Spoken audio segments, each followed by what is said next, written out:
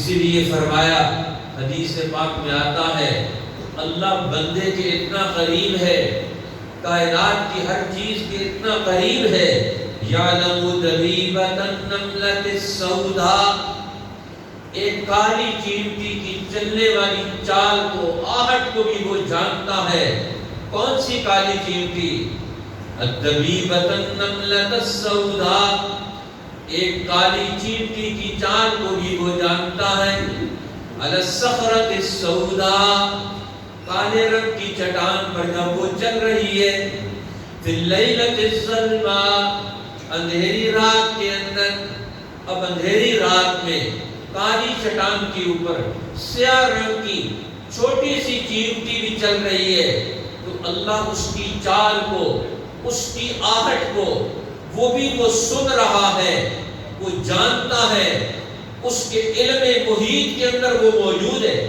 کائنات کی ہر چیز وہ اللہ اس کے قریب ہے، اور بندے کو وہ کیسے نظر انداز کر سکتا ہے؟ یہ بندہ اللہ کی قوتوں کا مرکز ہے۔ اللہ نے اپنی قوتوں کا، اپنے تصرفات کا ایک حصہ اور ٹکڑا انسان کے اندر شامل کر دیا، ایک ٹکڑا۔ بہت ساری قوتیں کائنات میں اپنے تصرفات کی بکھیر دی اللہ تعالیٰ نے، اور ان ساری قوتوں کو اللہ نے انسان میں جمع کر دیا۔ اب انسان کیا ہے؟ یہ اللہ کی قدرتوں کا مجموعہ ہے۔ یہ انسان اللہ کی قدرتوں کا مجموعہ ہے۔ اس اعتبار سے اب یہ انسان دنیا میں اللہ کے قریب ہونے کا سب سے زیادہ حقدار ہے۔ جب انسان کب ترقی کرے گا، اس کی سوئی قوتیں کب بیدار ہوگی؟ جب اسے اصلی ماحول ملے گا، جب اسے روحانی ماحول ملے گا، جب اسے اپنی فطرت کا ماحول ملے گا، تو اب اس کی قوتیں بیدار ہوں گی، اس کے اندر نئی طاقتیں ابھریں گی، نئی قوتیں پیدا ہوں گی، اور یہ تازگی محسوس کرے گا۔ اور یہ تازگی اسے کہاں سے ملے گی؟ تو دنیا میں اللہ نے نمونے کے طور پر ایک گھر تو وجود میں لا کر اپنے نبیوں کی محنتوں کے ذریعے سے، قربانیوں کے ذریعے سے اسے وجود دے دیا۔ تو فرمایا پہلا مقصد اللہ اور بندے کا جو تعلق ہے، عبد اور معبود کے درمیان کے راز و نیاز کی جو نوعیتیں اور کیفیتیں ہیں، وہ اعلیٰ ترین وجود میں آ جائیں۔ اب وہاں جب پہنچتا ہے بندہ، وہ ہر چیز سے بے نیاز ہو کر، ایک اللہ کی محبت سے سرشار ہو کر اللہ کے سامنے اپنی التجائیں پیش کرتا ہے، اپنی دعائیں پیش کرتا ہے۔ اب کعبۃ اللہ کا وجود کیا ہے؟ وہ سارا دعاؤں پر ہی مشتمل ہے، اس کا اول اور آخر سارا دعاؤں پر ہی مشتمل ہے کہ اللہ کے سامنے اپنی التجائیں کیا پیش کرنی ہے۔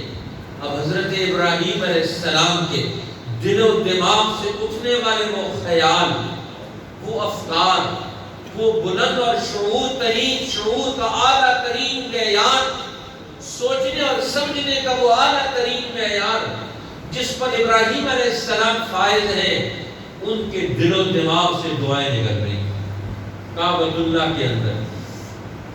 کبھی کعبۃ اللہ کے سفر کے آغاز کے لیے دعائیں نکل رہی ہیں، تو کعبۃ اللہ کا پورا سفر کیا ہے؟ وہ دعاؤں کا سفر ہے، التجاؤں کا سفر ہے، اللہ کے سامنے اپنے دل کے ٹکڑے پیش کرنے کا سفر ہے۔ تو جب ایک بندہ ایک بلند ترین منصب پر بیٹھ کر سوچتا ہے، تو وہ اللہ سے کیا مانگے گا، کیا التجائیں پیش کرے گا، کیا خوبصورت چیزیں مانگے گا۔ اب ابراہیم علیہ السلام اللہ سے محمد الرسول اللہ مانگ رہے ہیں، اللہ سے امت مسلمہ مانگ رہے ہیں۔ ابراہیم علیہ السلام کعبۃ اللہ کے پتھر اور دیواریں چن رہے ہیں، اور دیواریں چنتے ہوئے دعائیں کیا مانگ رہے ہیں؟ قرآن وہ نقشہ بھی پیش کرتا ہے۔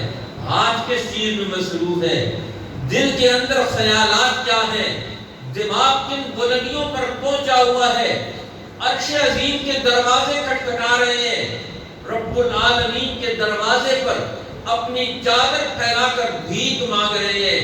ایک در ہے جس سے بھیک مانگی جائے گی، اس سے بھیک مانگنا انسان کی عزت کا سامان ہے۔ اس در کو چھوڑ کر دنیا میں کسی اور در پر اپنا دستے سوال دراز کرنا، یہ انسان کی توہین ہے۔ اس لیے فرمایا ابراہیم علیہ السلام بھی وہاں اپنے ہاتھ پھیلائے ہوئے ہیں، ابراہیم علیہ السلام بھی اپنی چادر پھیلائے ہوئے ہیں۔